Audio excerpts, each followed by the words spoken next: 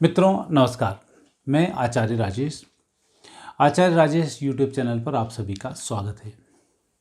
आज हम जो कार्यक्रम बना रहे हैं यह है होलिका के ऊपर, क्योंकि यह एक त्यौहार ऐसा है जो सदियों से मनाया जा रहा त्यौहार है और निश्चित रूप से इसकी प्रामाणिकता भी है और इसके बहुत सारा महत्व भी है, भौगोलिक महत्व भी है, सामाजिक इसका महत्व भी है। साथ ही यूँ कहें कि ऋतुओं का भी एक यह त्यौहार है। और हम भारतीय संस्कृति की यदि हम बात करते हैं तो संस्कृति का अभी ये फागुन के महीने का अंतिम त्यौहार है। इसके बाद बाकी त्यौहार प्रारंभ हो जाते हैं। तो इसके बहुत सारे मायने हैं और ये सदियों से चूँकि त्यौहार मनाया जा रहा है तो कुछ ना कुछ प्रामाणिकता इसकी है। और हम तो वैज्ञानिक रूप से भी इस चीज़ को देखते हैं और तंत्र के रूप में भी इसको देखते हैं और ज्योतिषीय आधार को भी देखते हैं। तो ये बहुत महत्वपूर्ण त्यौहार है जिसकी जानकारी मैं आपको उपलब्ध कराऊंगा। आप इस चैनल को एक रिक्वेस्ट है कि सब्सक्राइब करें, बेल आइकॉन का बटन प्रेस करें और मेरे नोटिफिकेशन आप तक बहुत जल्दी इस तरीके के प्रोग्रामों में पहुंचते रहेंगे। अब आपसे बात करता हूं होलिका का त्यौहार, क्योंकि इस त्यौहार में आपको एक कहानी तो पता होगा। हिरण्यकश्यप का लड़का प्रहलाद था, चूँकि धर्म और भक्ति भाव से था। होलिका ने उसको मारने के लिए अपनी गोदी में बिठाया और होलिका को ये वरदान था कि वह उसको अग्नि नहीं जला सकती। लेकिन भगवान की माया है, कर्तुम अकर्तुम अन्यथा कर्तुम। जैसे आपने देखा होगा कि भक्तों के लिए भगवान भीष्म की प्रतिज्ञा को भी उन्होंने मान रखा और भगवान ने चक्र उठाकर उनके सामने उपस्थित हुए। तो ऐसा नहीं है कि भगवान भक्तों के लिए कुछ नहीं करते हैं। तो वही होलिका के साथ भी हुआ, वरदान था जलने का, लेकिन चूँकि नुकसान जनता का था, भक्तों का नुकसान हो रहा, तो भगवान ने उस स्वरूप को भी बदला और भक्त प्रहलाद को वहाँ बचाया। होलिका जिस चीज़ का वरदान था उसी में जलकर वह भस्म हुई। लेकिन इससे त्यौहार को मनाने के बहुत सारे मायने हैं। इस त्यौहार के माध्यम से सिर्फ यही नहीं है कि हम इस छोटी सी कथा को सुन लें और कथा को सुनने के बाद इस त्यौहार के बारे में हम बहुत कुछ एनालिसिस कर लें या बहुत कुछ हम धारणाएं बना लें, ऐसा इसमें बिल्कुल नहीं है। क्योंकि इस त्यौहार के और भी, जैसे रघु के समय में राम के जो पूर्वज थे, राजा रघु के समय में भी एक टुंडा नामक एक राक्षस था। उस राक्षस का उत्पात इतना बढ़ गया था कि पूरी जगह अव्यवस्थाएं फैल गई थी, बहुत परेशानी आ गई थी। तो वशिष्ठ जी के कहने पर बच्चों के द्वारा लकड़ियों की तलवार लाई गई और चिल्ला चोट करते हुए तीखी आवाज़ में पूरे क्षेत्रों में घूमे और उस दोष से या उस टुंडा राक्षस को वहाँ से उन्होंने भगाया। तो यह भी एक तंत्र शास्त्र में प्रक्रिया है। जब कोई दोष बनता है तो उस दोष की निवृत्ति के लिए काम किया जाता है। जैसे आपने एक प्रयोग वैसे भी देखा होगा, हालांकि उस प्रयोग को कुछ लोग वैज्ञानिक मानते हैं, कुछ हठधर्मी मानते हैं, कुछ लोग एक नाटक मानते हैं, जो जिसकी भावना रही। जैसे मोदी जी ने कोरोना काल में थाली बजवाई थी, सभी लोगों ने थाली बजाई।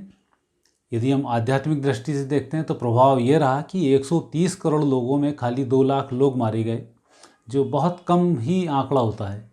जबकि जहाँ जहाँ 5-5, 10-10 करोड़ की पॉपुलेशन थी वहाँ 2-2, 3-3 लाख लोग मारे गए। तो उस रेशो में यदि देखें तो भारत में तो जनहानि बहुत कम हुई। तो उस थाली का ये प्रभाव तो रहा कि हमने उस बीमारी को कंट्रोल किया।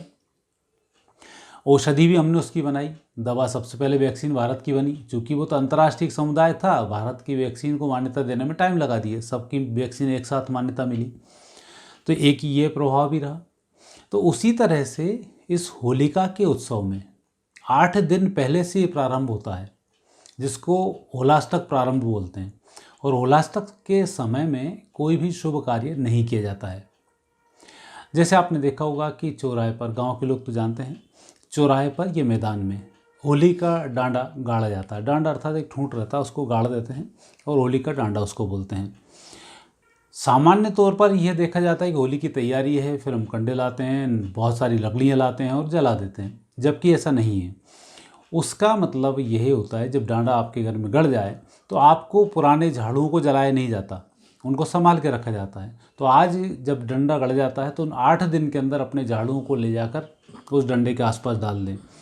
जो वेस्ट मटेरियल है उसको हम उसमें डाल दें। तो उस प्रकार से जो घर की वेस्टेज चीज़ें होती हैं होली के उसमें डाल दी जाती हैं, जिनको हम अग्नि प्रज्वलित करते हैं।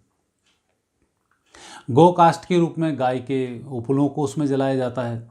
ऐसा नहीं है कि आज तो इसका विकृत रूप यह देखने को मिलता है कि तिराहे पर, हर जगह पर कुंटलों से लकड़ियाँ रहती हैं और लकड़ियों को जला जला के इस त्यौहार मनाया जाता है। इस त्यौहार का मनाने के मायने ऐसे नहीं हैं, ये विधि गलत है। हम इस चीज़ का विरोध नहीं कर रहे हैं कि आप नहीं जलाएं, चौराहे पर जले, छोटी जले और मैदान में जलें।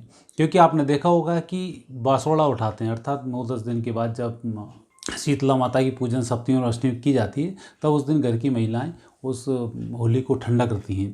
तो इसलिए ऐसी जगह होना चाहिए कि जहाँ आवागमन ज़्यादा ना हो, पैर में भी वो होलिका की जो राख बह ना आए, क्योंकि उसके भी बहुत सारे उपयोग होते हैं। इसका भी विशेष ध्यान व्यक्ति को रखना चाहिए। होलिका में बहुत से उपाय भी किए जाते हैं। उपाय होता है जैसे घर में कोई व्यक्ति बीमार है, किसी व्यक्ति को शराब की लत है, किसी व्यक्ति को अन्य प्रकार के कोई व्यसन पकड़े हुए हैं, कई प्रकार की परेशानी है, घर में कोई व्यक्ति बीमार चल रहा है, इन सब के उपाय होली में किए जाते हैं। और आज से नहीं किए जा रहे हैं, सदियों से किए जा रहे हैं। जैसे मैंने भी आपको बताया, राजा रघु के टाइम पर जिस प्रकार के उत्पात बने, तो किस प्रकार से वशिष्ठ मुनि जी ने उनको आगे बढ़ाया। होलिका के त्यौहार के लिए हम देखते हैं, तो ये ऐसा नहीं है कि भारत में मनाया जाने वाला त्यौहार फ्रांस में मनाया जाता है, इटली में मनाया जाता है, अमेरिका में मनाया जाता है, जर्मनी में मनाया जाता है, स्वीडन में मनाया जाता है। 20-22 देशों में तो इस त्यौहार को मनाया ही जाता है। ये बात अलग है कि उसमें 2 दिन 4 दिन का अंतर पाता है, होलिका के नाम से नहीं मनाए जाते, उनके अपने अपने नाम हैं। लेकिन है अग्नि से संबंधित, है रंगों से संबंधित, है पानी से संबंधित, सभी जगह इस त्यौहार को मनाया जाता है। मौसम का परिवर्तन भी होता है, आयुर्वेद भी इसको बहुत महत्व देता है और उसके अनुरूप आचरण को भी रखा जाता है। जैसे लोग होली खेल कर आते हैं तो घर में व्यक्ति के लिए एक प्रकार का शरबत बनाया जाता है, उसमें गाजर, मूली और अचार को जिस प्रोसेस से बनाते हैं, ऐसा करके पानी तैयार किया जाता है और उस पानी को पिलाया जाता है, जो डाइजेस्टिव होता है और आपके बात के और कफ के जो रोग होते हैं उनका शमन करने वाला होता है। औषधियाँ देने का इस दिन महत्व होता है। तो इस प्रकार से इस त्यौहार को विशेष रूप से मनाया जाता है। अब मैं आपसे बात जो करने वाला हूँ वो बात मुख्य यह है कि इस त्यौहार को आप कैसे मनाएं और इस त्यौहार का आप लाभ कैसे लें, उसकी मैं आपसे बात करूँगा। प्रथम बात यह कि आप अपने घर की झाड़ुओं को ले जाकर जहाँ होली का डंडा लगा है वहाँ पर डालें। ऐसा करने से घर में संपदा बढ़ती है, जो कर्ज बढ़ता है उस कर्ज से मुक्ति मिलती है और घर में कलह के जो दोष होते हैं वह कलह के दोष दूर होते हैं। प्रथम बात। दूसरा, इस होली में आप चाहे एक कंडा दान करें, पर होली की अग्नि को प्रज्वलित करने के लिए छोटी छोटी चीज़ें इसमें दान की जाती हैं। उस प्रकार के दान को करने से जो हमें रोग होते हैं उन रोगों का शमन होता है। तीसरा, होलिका की उस दिन पूजन की जाती है। इस बार होलिका का मुहूर्त शाम को 6 बजे से लेकर 9 बजे तक जलने का मुहूर्त है, 17 तारीख का, और 18 तारीख को होलिका खेली जाएगी। इसमें जो जलाने से पहले घर की माता बहनें पूरी सब्जी खीर जो भी होती घर में बनाती हैं और जाकर होलिका की पूजन करती हैं। उससे हमारे घर की अग्नि पुष्ट होती है, हमारी अन्नपूर्णा पुष्ट होती है और स्वादिष्ट भोजन बनता है जो रोग को हरने वाला होता है। आपने गांव में तो प्रचलन था कि होलिका की राख को, जो अग्नि है, उसको घर में लेकर आकर उससे फिर चूल्हे जलाए जाते थे और साल भर फिर उसी अग्नि से चूल्हा जलता रहता था, जो स्वास्थ्य के लिए उत्तम होता था। आज भी जो फसलें आती हैं होलिका की जब जलती है उसमें सेंकते हैं और उन फसलों का प्रथम सेवन किया जाता है, तो वह भी दोष को मिटाने वाली होती है। तो उसी प्रकार से इसमें कुछ उपाय होते हैं। जैसे किसी व्यक्ति को शराब की लत लगी हुई है, उसके ऊपर से एक दिए में शराब उतार दी जाती है और होली में उसको समर्पित कर दिया जाता है। ऐसा करने से उसकी शराब की लत में छुटकारा मिलता है और व्यक्ति खुद करे और एक परिक्रमा करे और संकल्प ले, तो होलिका के माध्यम से वह संकल्प भी आपका पूर्ण होता है। उच्च रक्तचाप के रोगी हैं, आजकल तो हर घर में पड़ रहे हैं, तो ऐसे व्यक्तियों को या रक्त से संबंधित कोई दोष बन रहे हैं, एक मुट्ठी मसूर, खड़े मसूर होते हैं, उनको डालकर होलिका की परिक्रमा करनी चाहिए, उससे रक्तचाप में लाभ मिलता है। मानसिक रोगी, डिप्रेशन के रोगी, हर तीसरे घर में डिप्रेशन का रोगी है, थोड़े से जो लेकर आप अपने ऊपर से उतारें, डालाएं और एक परिक्रमा करें, आपके मनोरोगों में इससे लाभ मिलता है। पढ़ाई में मन नहीं लग रहा है, पढ़ाई की समस्याएं खड़ी होती हैं, याद नहीं होता है, थोड़े से खड़े मूंग लें, खड़े मूंग को अपने ऊपर से उतारें, एक मुट्ठी खड़े मूंग उसमें डालें, होली में डालें और एक परिक्रमा करें। सद्बुद्धि की हम होलिका से प्रार्थना करें, हमें उसमें सफलता मिल जाती है। घर में मांगलिक कार्य नहीं हो रहे हैं, चने की दाल सुबह गला लें। शाम के समय में जब आप जाएं, गुड़ और चने की दाल लेकर जिसका भी पुरुष हो चाहे महिला हो, शादी नहीं हो रही है, उसमें होलिका में समर्पित करें। उसकी एक परिक्रमा करें। वैवाहिक जीवन उत्तम रहना शुरू होता है। सुख शांति समृद्धि के लिए नारियल का गोला होता है, उसको काट लें। उस गोले में थोड़ा सा गुड़ रखें, घी रखें, तिल रखें, जौ रखें, थोड़े से चावल रखें। उसको रखने के बाद बंद कर दें और एक परिक्रमा करते हुए होलिका को समर्पित करें। तो आपके घर में धर्म, अर्थ, काम, मोक्ष की प्राप्ति होती है और नाना प्रकार के दोष दूर होते हैं और घर के बहुत से दोष मिट जाते हैं। परिवार में वैमनस्य है, धन की प्राप्ति नहीं हो रही है, कर्ज बढ़ रहा है, तो ऐसे लोगों को खीर बनाना चाहिए। खीर बनाकर एक दिए में खीर भरें और दिया ये एक दोने में खीर भरें और दोना वैसा के वैसा होलिका को समर्पित कर दें। आपके घर में कर्ज मुक्ति होती है, उत्तम लाभ मिलता है, उत्तम स्वास्थ्य मिलता है, उससे भी लाभ मिल जाता है। ये उपाय भी किया जाता है। तो इस प्रकार से छोटे छोटे उपायों को यदि आप करेंगे तो होलिका के माध्यम से इस त्यौहार को आप बहुत अच्छे से मनाएंगे। होलिका में रंगों का महत्व है। धुलेंडी के दिन, होलिका के दूसरे दिन, जो होलिका की राख होती है जिसको हम जलाते हैं, उससे व्यक्ति को लगाया जाता है। जैसे आपने देखा होगा बाबाओं को, नागाओं को देखा होगा, राख लपेट कर रहते हैं। राख लपेट कर ठंडी जगह में 0 डिग्री टेम्परेचर में भी यदि आप रहते हैं तो आपके ऊपर ठंडक का अधिक प्रभाव नहीं होता है। मच्छर आदि कीट आपको नहीं खाते हैं, शरीर के अंदर गर्मी बनी रहती है। तो जब होलिका के दूसरे दिन राख को लपेट कर उससे धुलेंडी खेली जाती है तो उससे आप अपने स्वास्थ्य को बहुत अच्छा करते हैं। रंगों का त्यौहार है। रंग भी आजकल तो बहुत बेकार रंग आने लग गए हैं जो स्किन को नुकसान पहुंचाते हैं, लेकिन परंपरागत जो हमारे रंग है, टेसू के फूल का रंग है, साथ ही सिंगाड़े से बनाए हुए गुलाल हैं, इन गुलालों को लगाया जाए तो ये आपके तेज को भी बढ़ाते हैं और स्किन के रोगों को भी समाप्त करते हैं। आटे और बेसन के उपटन से फिर इसमें स्नान किया जाए। तिल, आटा और बेसन के उपटन से फिर स्नान करते हैं तो हमारी त्वचा कांतिमान होती है।